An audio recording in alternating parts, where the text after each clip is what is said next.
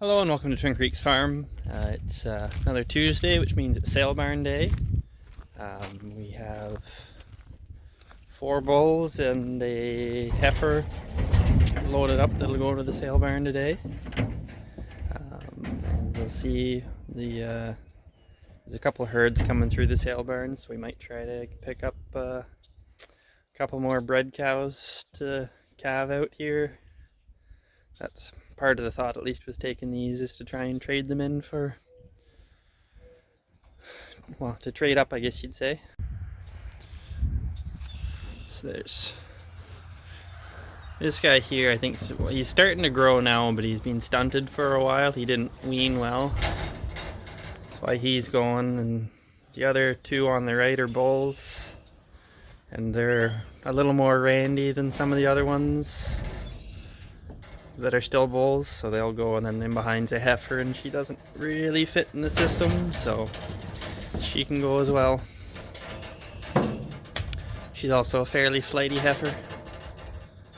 I don't like to have too many flighty animals around. So I have about an hour to kill before I need to leave for the sale barn. Because of the herds, it's an hour earlier today, so just have a little bit of time to get some stuff done. So I think I'm going to try and hook up the chain harrows and run them over the field where we spread the manure last year to try and break that up and improve the quality of the seed bed there. So I tried before and it was a little wet. We're making a little bit of ruts, but it's been more or less dry since then, and that was probably close to, that might have been a week ago. So actually, yeah, it was last Monday, so just over a week. So I expect it's dry enough now that we can get over that field fairly easily.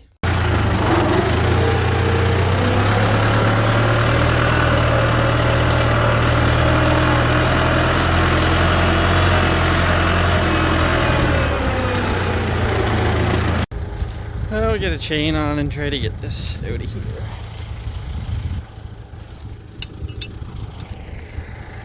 Actually, don't know if the chain's long enough. Alright, got it pulled ahead out of there. I'm probably just gonna have to avoid kind of 40 feet here or go around it. Keep this with me. Hopefully you don't need it again. So that's, in terms of some of the soil health stuff we're trying to do, that's definitely something we're trying to avoid. Making ruts like that and all sorts of compaction. We'll have to work it a little bit to try and get that evened out before we seed it.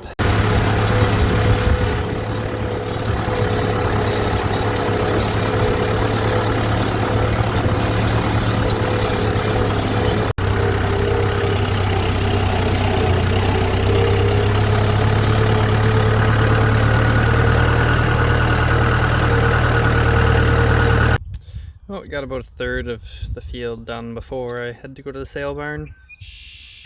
And looking at some bred cows today, but didn't end up coming home with anything, so don't have to unload anything, so get back to work and try to get this field done today. So we're just wrapping up that bit of the field with the chain harrows to try and break up some of the clumps of manure. Now we're going up into the mow of the barn. There's a old wood granary we got full of oats from last season, so we're gonna clean some oats for ourselves to sow here shortly in the field, and then a friend of a friend wanted a couple tons, and we might try to clean some more and see if some other people want some. We'll be using it as well, mostly we need the straw for the calves for bedding. So we'll be harvesting it as a grain, and then I think we're using a little bit as filler for the cover crop that we're interseeding in between the rows of corn. It's a lot of fine seed, and with our drill I think we'll have an easier time regulating it if we just put some oats in as some filler. The other thing it'll do is we'll be able to see if oats will actually grow okay in there. I'm not really expecting them to. They're a good cool season crop, but in the warm I don't think that they'll do well. But we have the oats, so we'll try that, and like I say, at least they'll regulate the flow a little better of the rest of the cover crop. I think the person that wants a couple tons, they'll be using it for chopped feed, for like green feed for animals. So we'll get this up. So we got the old school fanning mill here. So we'll plug it in and get things going.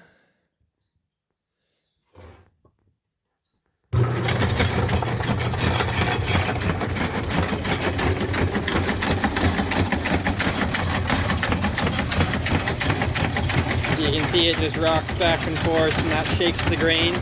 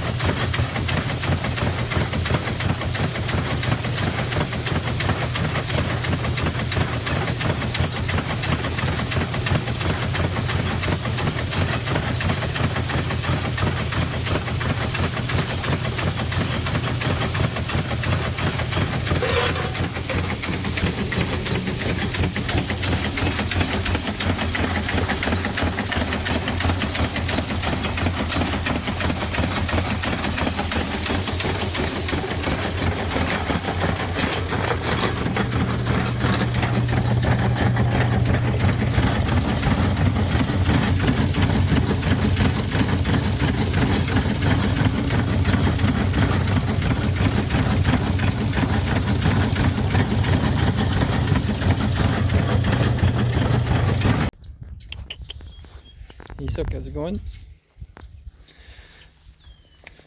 You hungry? Not quite supper time yet.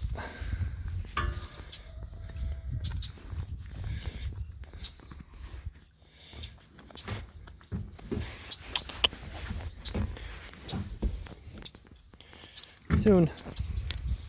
You stay in there. They kind of recently changed the rules on us with these hutches.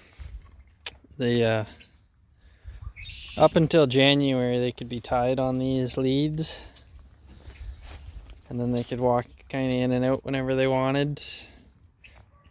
I guess there was a fair bit of lobbying about that from some of the animal welfare people, because I guess well, they do. So when they're on their lead, they'll kind of trip over it every now and then. But to me, with the lead, they can kind of go the length of that the whole way around. So they got a lot more space. So this way, so the new rules, they can't be tied. They just want them to have this little bit of a space out the front that they can come out and turn around and see the other calves and the other hutches. So that's what we're doing. We're opening up some wrapped hay. Some cheaper feed from the neighbor. It probably could have used an extra layer of wrap, so there is some mold on some of the bales. The last bale we got was pretty rough, but this one actually so far looks okay.